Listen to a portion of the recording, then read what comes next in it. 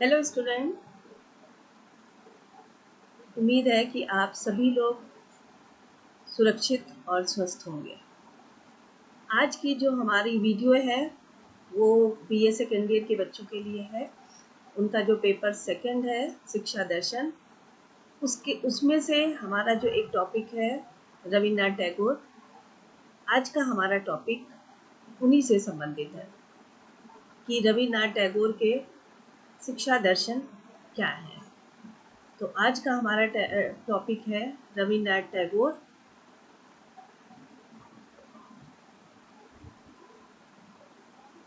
शिक्षा के क्षेत्र में यदि हम देखें तो रविन्द्रनाथ टैगोर का भी बहुत बड़ा योगदान है।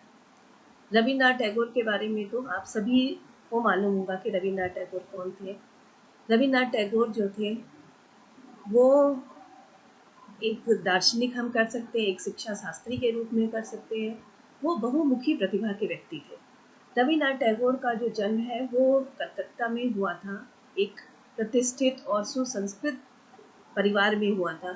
इनके पिता का नाम जो था देवेंद्रनाथ टैगोर था और वो भी एक समाज सुधारक और एक साधु प्रवृत्ति के व्यक्ति थे।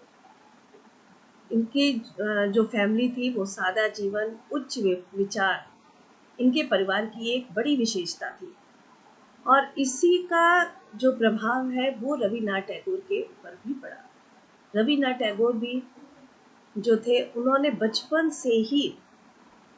में ही उन्होंने वेद और उपनिषद का पूरा अध्ययन कर लिया था और उपनिषद का उनके व्यक्तित्व पर बहुत ज़्यादा प्रभाव पड़ा था। रविन्द्रनाथ टैगोर जो है एक प्रकृतिवादी व्यक्ति थे।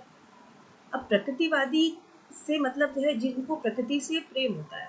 रविन्द्रनाथ टैगोर जो है उन्होंने अपने जो शांति निकेतन की स्थापना की, वहाँ का भी जो वातावरण उन्होंने स्थापित किया था वो एक प्राकृतिक वातावरण था। उनका ये मानना था कि रविन्द्रनाथ टैगोर ये मानते थे कि यदि हम जिस जगह पे रहते हैं वहाँ का वातावरण जो है वो बहुत अच्छा होगा तो उसका प्रभाव मनुष्य के व्यक्तित्व पर पड़ता है। इसीलिए उन्होंने जो शांति निकेतन की स्थापना की थी, वहाँ का जो वातावरण उन्होंने उस विश्वविद्यालय का जो वहाँ का वातावरण था वो भी प्राकृतिक रूप से चारों तरफ पेड़ पौधे और ऐसा वातावरण उन्होंने स्थापित किया था।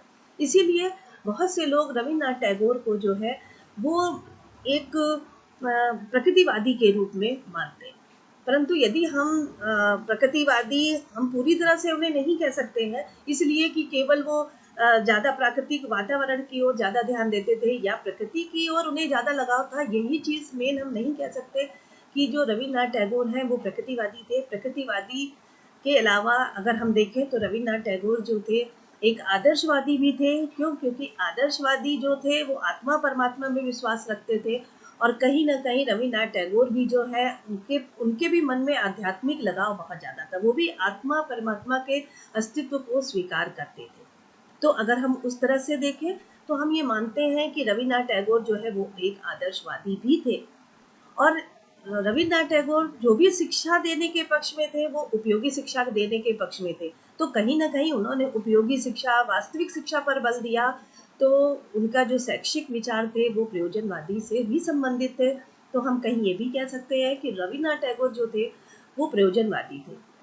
उसके अलावा यदि हम यथार्थवादी करें तो रविन्द्रनाथ टैगोर का जो शैक्षिक चिंतन था वो यथार्थवादी भी था, क्योंकि वो वास्तविक शिक्षा पर बल देते थे। जैसा कि आदर्शवादी जो कहते हैं कि लोगों के जो विचार होते हैं वही सही है, लेकिन रविन्द्रनाथ टैगोर का ये मतलब नहीं था। उन्होंने कहा जो भी हमें वास्तविक रूप से दिखाई दे रहा है वही सत्य है। तो कहीं ना कहीं जो उनका शैक्षिक चिंतन था वो सभी तरह से हम देख सकते हैं। तो वो प्रकृतिवादी भी थे, यथार्थवादी भी थे, आदर्शवादी भी थे और प्रयोजनवादी भी थे। तो पूर्ण रूप से हम उनको केवल प्रकृतिवादी ही नहीं कह सकते हैं। उनके विचारों में हर चीज का बोध हमें दिखाई पड़ता है। तो रविन्द्रनाथ टैगोर जो थे उनके जो शिक्षा दर्शन है, उन्होंने जो संबंधित शिक्षा से संबंधित जो अपने विचार प्रस्तुत किए हैं, तो चलिए आज हम लोग उसी के बारे में पढ़ेंगे कि रविन्द्रनाथ टैगोर का शिक्षा के संबंध में क्या विचार थे।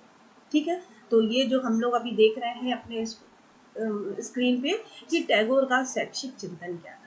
रविन्द्रनाथ टैगोर जो थे वो बहुमुखी प्रतिभाशाली व्यक्ति थे। उनकी जो ख्याति थी अगर हम देखें तो साहित्य के क्षेत्र में भी बहुत ज़्यादा थी। और गुरुदेव ने शिक्षा से संबंधित, शिक्षा के क्षेत्र में सुधार से संबंधित बहुत सारे कार्य उन्होंने किया। उन्होंने स्कूली शिक्षा पर जो उनके जो अनुभव थे, उन्होंने उनको तो ये लगता था कि जो स्कूलों में जो शिक्षा दी जाती थी बहुत ज़्यादा उपयोगी नहीं है, बहुत स्कूली शिक्षा की बहुत सारी बुराइयां भी हैं, और इन्हीं सब चीज़ों को उन्होंने एक आधार बना करके शिक्षा दर्शन के बारे में उन्होंने अपने विचार दिए। तो रविन्द्रनाथ टैगोर जो है वो जब हम शिक्षा दर्शन के बारे में पढ़ते हैं कि रविन्द्रनाथ टैगोर ने शिक्षा से संबंधित क्या विचार दिए, तो उसमें हमें पहले ये देखना पड़ेगा कि रविन्द्रनाथ टैगोर ने शिक्षा के अर्थ के बारे में क्या कहा, उन्होंने उद्देश्य के बारे में क्या कहा, उसके पाठ्यक्रम के बारे में क्या कहा, कि कैसी जो सिलेबस है अगर बच्चों को पढ़ाया जाए तो वो किस तरह का सिलेबस होना चाहिए, कौन सी शिक्षण विधियों का प्रयोग करना चाहिए, जो विद्यालय का वातावरण है वो किस प्रकार का होना चाहिए, कैसे बच्चों को अनुशासित किया जाए, एक शिक्षक का क्या कर्तव्य है, एक शिक्षार्थी के बारे में क्या विचार होने चाहिए। इन सभी चीज़ों से संबंधित उन्होंने शिक्षा के अपने शैक्षिक चिंतन दिए या शिक्षा संबंधित अपने विचार उन्होंने प्रस्तुत किए। तो सबसे पहली चीज़ है, हम लोग आज ये पढ़ेंगे कि शिक्षा के अर्थ के बारे में उन्होंने क्या कहा। उन्होंने, गुरुदेव जो थे रविन्द्रनाथ टैगोर, उन्होंने शिक्षा को मनुष्य जीवन की अनिवार्यता मानते थे। उन्होंने कहा कि शिक्षा जो है वो एक मनुष्य को, सभ्य मनुष्य को बनाने के लिए बहुत ज़्यादा आवश्यक है, और शिक्षा हमारी ऐसी होनी चाहिए जो हमारे लिए उपयोगी वस्तुएं हैं उसकी वास्तविकता को हम पहचानें, कि क्या हमारे लिए कौन सी चीज़ है जिसको हम, मान लीजिए हम कोई चीज़ शिक्षा प्राप्त कर रहे हैं और उसका हमारे आगे आने वाले जीवन में उसकी कोई उपलब्धि नहीं है, उसकी कोई उपयोगिता नहीं है, तो वो शिक्षा हमारे किस प्रकार की। तो उनका ये मानना था कि शिक्षा हम हमेशा ऐसे लोगों को ऐसी शिक्षा दें जो हमारे लिए उपयोगी है, और उसकी उपयोगिता को, उसकी वास्तविकता को हम पहचानें, और उस जो वो उपयोगी चीज है उसका हम किस प्रकार से अपने जीवन में उपयोग करें, यही हमारी वास्तविक शिक्षा है। तो रविन्द्रनाथ टैगोर ने शिक्षा को ये माना कि जो भी हमारी शिक्षा है वो ऐसी होनी चाहिए जिससे एक बालक का सर्वांगीण विकास हो सके। केवल शिक्षा ऐसी नहीं होनी चाहिए कि बालक का केवल एक पहलुओं की ओर हम ध्यान दें, या कि केवल हम उसके शारीरिक विकास की ध्यान दें, मानसिक विकास की ओर ध्यान ना दें, या हम सिर्फ उसके मानसिक पहलू को देखें तो शारीरिक पहलू को नहीं देखते। तो यानी कि रविन्द्रनाथ टैगोर ये चाहते थे कि जो भी हमारी शिक्षा हो वो बालक के संपूर्ण व्यक्तित्व का विकास कर सके, और उन्होंने कहा जो भी शिक्षा हम दें वो हमारे जीवन के लिए उपयोगी है, और उस जो भी उपयोगी वस्तु है उसका उपयोग हम अपने जीवन में कैसे करते हैं, उसकी उपयोगिता की वास्तविकता क्या है, उस वास्तविक प्रकृति के बारे में उन्होंने विचार रखे।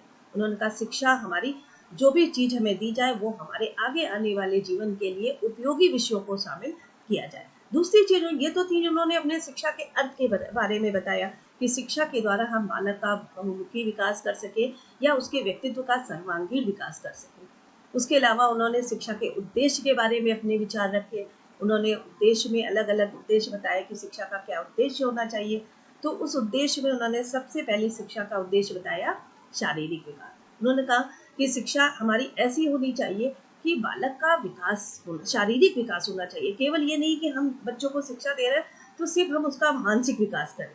शारीरिक विकास और हमें तभी हो सकता जब हम उन्हें पूरी तरह से स्वतंत्र करें, उन्हें खेलने कूदने का अवसर दें, उन्हें आगे बढ़ने का अवसर दें। जो प्राकृतिक वातावरण हमारे चारों तरफ होता है उनके साथ हमें खेलकूद करने का अवसर दिया जाए। अब क्या होता है कि पेड़, बहुत से कार्यक्रम बच्चों को, जैसे अब स्कूल में चारों तरफ एक प्राकृतिक वातावरण है तो बच्चों को अवसर देना चाहिए कि चलो बच्चे थोड़ी देर पेड़ पर चढ़ रहे हैं, उससे क्या होता है उनका एक एक्सरसाइज होता है, या तालाब में तैर रहे हैं या थोड़ी शैतानी कर रहे हैं, उससे उनको एक अलग खुशी मिलती है और कहीं ना कहीं उनका शारीरिक विकास होता है। तो इन चीज़ों को करने का बच्चों को थोड़ी स्वतंत्रता दी जानी चाहिए ताकि जो एक बच्चा है उसका शारीरिक विकास हो सके। दूसरी चीज उन्होंने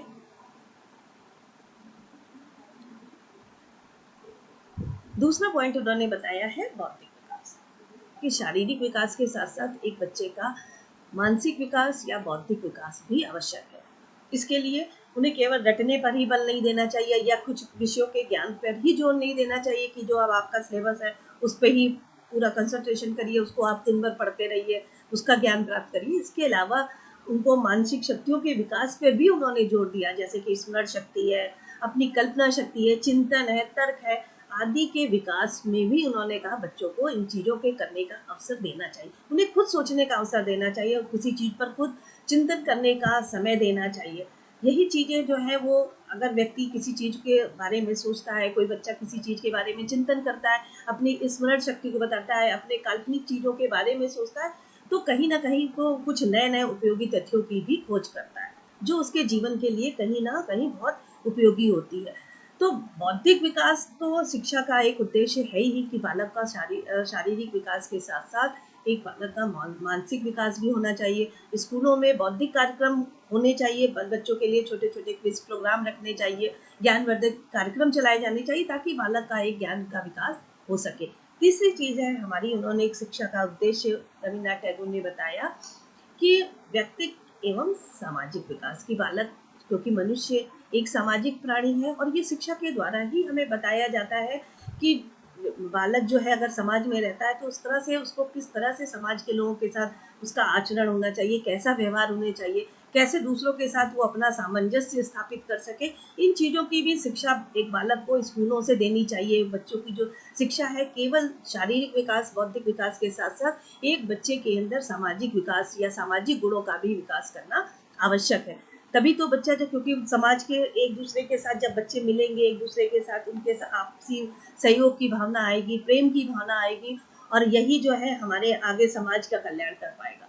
जब बच्चों के अंदर हमको सामाजिक विकास की भावना प्रेरित करनी, तो शिक्षा हमेशा ऐसी दी जाए कि बच्चों को सिर्फ सिलेबस या किसी पीटी शिक्षा की ओर जोर न दिया जाए, एक बच्चे के अंदर सामाजिक विकास भी किया जाए, क्योंकि हमें समाज में रहना है और समाज के तौर तरीके, नियम, उन चीज़ों के बारे में भी हमें जानना, और उन चीज़ों को हम अपनी संस्कृति को कैसे आगे बढ़ाएं, कैसे हम उनके चीज़ों को आगे बढ़ा के कर सकें, या जो समाज में लोग रहते हैं उनके साथ हमें कैसे उठना बैठना है, कैसे व्यवहार करना है, कैसे आपसी एक दूसरे की कैसे हमें मदद करनी है, इन चीज़ों के बारे में भी हमें शिक्षा देनी चाहिए। अगली जो उन्होंने एक वो बताया उद्देश्य कि हमारी जो शिक्षा है वो ऐसी होनी चाहिए कि एक बच्चे का सांस्कृतिक विकास, राष्ट्रीय तथा अंतर्राष्ट्रीय भावना का विकास हो सके। रविन्द्रनाथ टैगोर ने शांति निकेतन की जो स्थापना, जो विश्वविद्यालय की स्थापना की, उन्होंने वहाँ का जो वातावरण है उस पर बहुत ज़्यादा जोर दिया। सबसे मेन चीज़ उन्होंने एक अंतर्राष्ट्रीय विश्वविद्यालय बनाया कि उसमें अपने देश के बच्चे तो पढ़ते हैं, बाहर के भी जो दूसरे देश के बच्चे भी आकर के शिक्षा प्राप्त करते हैं। इससे सबसे बड़ी चीज़ उनको अंदर लगी कि जो हमारी अपनी संस्कृति है उससे तो बच्चों को परिचित कराना ही चाहिए। उसके अलावा जब हम दूसरे देश के भी बच्चे हमारे देश में आकर के हमारी एक साथ बच्चे जब पढ़ते हैं तो उन्हें दूसरे की संस्कृति, दूसरे के बारे में भी ज्ञान होता है, उनकी संस्कृति सभ्यता क्या है उसके बारे में भी ज्ञान होता, और सबसे बड़ी चीज़ उनके अंदर एक अंतर्राष्ट्रीय भावना का विकास होता है। जब सब बच्चे एक साथ मिल करके, एक देश के दूसरे देश के बच्चे सब मिल करके, क्योंकि सभी देशों की अपनी अलग संस्कृति, अपना अलग रहन सहन है, लेकिन जब एक जगह बच्चे मिल करके एक साथ पढ़ते हैं तो उनके अंदर आपसी सहयोग, अंतर्राष्ट्रीय भावना का विकास अपने आप डेवलप होता है। तो सभी की जो अपनी संस्कृति है उसको हम अपनी संस्कृति को कैसे आगे बढ़ाएं, कैसे हम अपनी संस्कृति के साथ साथ दूसरे की संस्कृति को भी पहचानें, इन चीज़ों का भी एक ज्ञान हमारे लिए जरूरी है, और ये तभी संभव है जब हम हमारी जो शिक्षा है वो इन चीज़ों को पहलुओं पर ध्यान दें। तो रविन्द्रनाथ टैगोर ने जो विश्व भारती या शांति निकेतन जो विश्वविद्यालय की स्थापना की, वो मेन इसी उद्देश्य को, राष्ट्रीय तथा अंतर्राष्ट्रीय भावना के विकास को ही ध्यान में रख करके उन्होंने इस विश्वविद्यालय की स्थापना की। और उस विश्वविद्यालय में बहुत दूर दूर से बहुत अनेकों देश के लोग बच्चे आते हैं और पढ़ते हैं, और सभी एक साथ मिल करके रहते हैं, जिससे अनेक संसार की जो विविधता होती है उसका ज्ञान बच्चों को होता है।